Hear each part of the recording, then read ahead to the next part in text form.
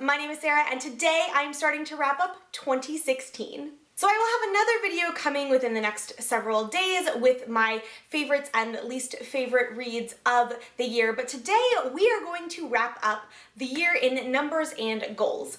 I made 8 reading goals at the beginning of the year, so I'm going to talk about how I did with those at the end of the video, but we're going to start with the statistics. If you have watched any of my wrap-ups for most of this year, you know that I track a lot of different things when it comes to my reading. I do all of this with a fantastic spreadsheet that Brock from Let's Read created, and I will have a link to the 2017 version of that spreadsheet down in the description below if you guys want to check it out and maybe try tracking your reading with that this year. It has been really cool to use that tool and to just see some of the different trends and learn a bit more about my preferences for reading and publication years and novel lengths and diversity of characters and author gender splits and all sorts of other things. So obviously at the beginning of all of my wrap-ups, I usually give a short list of the statistics, and today I'm going to give you all of those statistics for the entire reading year, plus some other categories that I don't typically talk about in my wrap-ups. So let us get started. In the year 2016, I read a grand total of 101 books for a combined 34,731 pages with an average of 344 pages per book. Of those 101 books I read, 77 of them were new reads and 24 of them were rereads.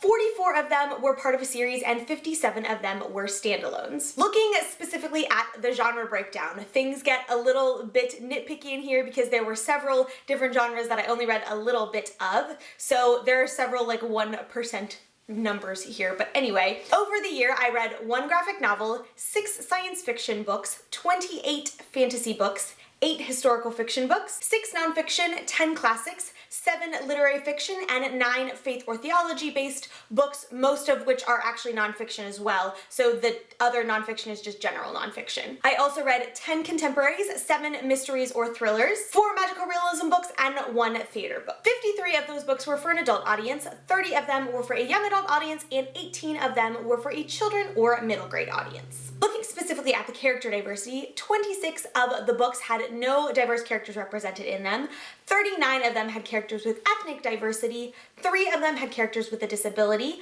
5 of them had LGBTQIA+ characters, 11 of them had characters with multiple kinds of diversity, and 16 of them were nonfiction and therefore did not have any characters in them. Of all of the protagonists that I read this year, 25 of them were diverse in some way, 60 of them were not, and again, 16 books I read did not have a protagonist because they were nonfiction. Looking at the setting, like the genre, this one gets a little bit nitpicky, but again, 16 of the books were nonfiction and therefore did not have a setting. 7 of them took place in multiple locations throughout the world. 16 took place in a fantasy realm and 1 took place in a dystopian realm. 18 took place in the United States, 5 took place in Canada, and 18 took place in the United Kingdom as well. And this is where we get a little bit nitpicky because we have 1 and 3 numbers for almost all of the rest of these countries. I read 3 books that took place in Italy, 1 book that took place in Bosnia and Herzegovina, 1 book that took place in Ecuador, 1 book that took place in Poland, 1 book that took place in Switzerland, 1 book that took place in Portugal, 1 that took place in Mexico, 2 that took place in Germany, 1 that took place in Spain, 1 that took place in Ghana, and 1 that took place in Iceland. When you look at the author gender breakdown, it is overwhelmingly in favor of the women. 31% of the books I read throughout the year were written by men, 68 of them were written by women, and 2 of them were written by authors of both gender. When you look at the country that those authors come from, this is one area that I definitely am glad I tracked and want to improve next year because 69 of the 101 books were written by authors from the United States, 7 of them were written by Canadian authors, 20 of them were written by UK authors, 2 were written by Australian authors, 1 was written by an Italian author, 1 was written by a Swiss author, and 1 was written by a Ghanaian author. Now we're going to jump into some statistics that I don't typically share in my wrap-ups. So these are ones that I just tracked throughout the entire year, starting with the type of book. So the physical, was it hardback, paperback, etc. One of the books that I read was a graphic novel. 56 of them were hardback books, 36 were trade paperbacks, and 6 of them were mass market paperbacks. As far as the source of the books that I read, 58 of them were new, either because I bought them this year or when I got them they were new. 1 was used, 4 were a gift, 32 were from the library, and 2 of them were ARCs. Now getting back into some statistics you guys are familiar with, looking at the publication year. Throughout the year I read 7 books that were published in or before the 1920s, 3 books that were published in the 1930s, 3 books that were published in the 1940s, 1 book that was published in the 1950s, 4 that were published in the 1960s, 2 that were published in the 1970s, 7 that were published in the 1980s, 7 that were published in the 1990s, 13 that were published in the 2000s. The overwhelming majority, 37 of them, were published between 2010 and 2015, and then I read 17 books that were published in 2016. And now the star ratings for the entire year. In 2016, I gave 1 book 1 star, 3 books 1.5 stars, 1 book 2 stars, 3 books 2.5 stars, 6 books 3 stars, 19 books 3.5 stars. The overwhelming majority of the books, 31, got 4 stars, 15 got 4.5 stars, and 22 books got 5 stars. But I do think it is important to note that only 9 of the books that got 5 stars were new reads. So of the 22 books, 13 of them were rereads that I probably gave 5 stars the first time I read them. All of that adds up to an average star rating of 3.97 stars per book. Now we're going to look at some most or highest type statistics, starting with the genre I read the most pages in, and that award goes to fantasy. Throughout the year I read 12,314 pages of fantasy literature, comprising 35% of the pages that I read throughout the year. The month that I read the highest number of pages was the month of December, as I was doing my flurry of reading to finish my 100 books challenge. Throughout December I read 4,734 pages for a total of 14% of the reading I did throughout the entire year. December was also the month where I had the highest page count per day at 153 pages on average per day. Throughout the year, it took me an average of 4 days to read a single book, and the top 2 book lengths that I had, 36% of the books were between 200 and 299 pages, and 31 of them were between 300 and 399 pages. And now we're going to take a look at the acquisitions of books that I made. Throughout 2016, I acquired, either through my own purchase or gifting, 80 books. 5 of those books were science fiction, 18 of those books were fantasy, 6 were historical fiction, 6 were nonfiction, 25 of them were classics, 8 were literary fiction, 1 was faith or theology based, 4 were contemporary, 5 were mystery or thrillers, and 2 were dystopians. 54 of those acquired books were hardcover, 16 of them were trade paperback, 8 were mass market paperback, and 2 of them were ARCs. The 2 months that I acquired the most books were January, which is not a huge surprise because that is my birthday month, and the month of June. Both of those months I acquired 17 books. So those are all of the statistics for 2016. Now we are going to do a quick wrap up of my reading goals for the year. If you were around at the beginning of 2016 or saw the video at some point, you know that I made 8 specific reading goals throughout the year. The first of which was to read 100 books, and by now you guys know that I am very, very happy to say that I actually completed my goal of reading 100 books. I was a little afraid that I wasn't going to make it, but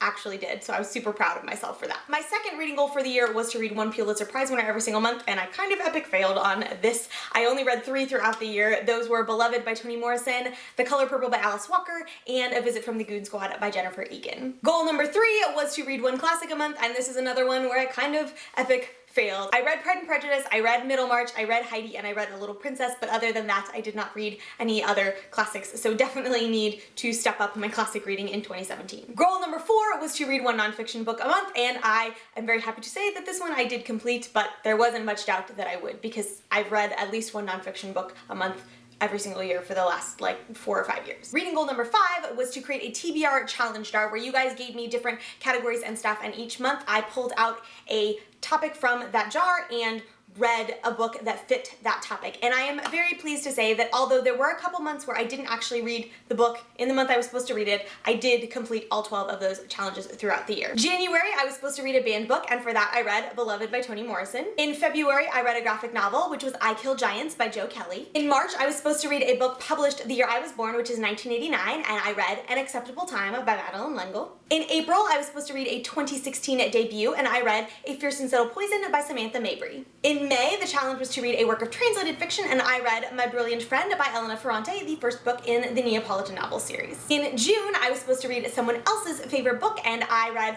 my friend Annie's favorite book, The Cellist of Sarajevo by Stephen Galloway. In July, I was supposed to read a book that was blurbed by an author that I admire, and I read Salt to the Sea by Rita Sepetys, which was blurbed by Elizabeth Devine, the author of Codename Verity and Rose Under Fire. In August, I was supposed to read a seasonal book, and I read The Vacationers by Emma Straub. In September, I was supposed to read a short story or poetry collection, and for that, I read The Shell Collector by Anthony Doerr.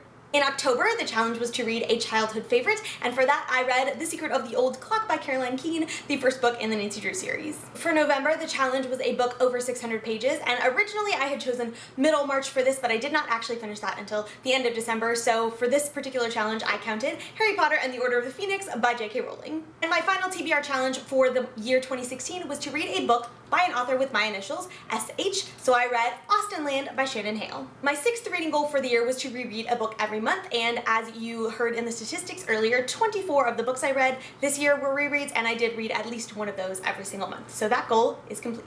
My seventh reading goal for 2016 was to finish reading all of the books that I had on my shelf.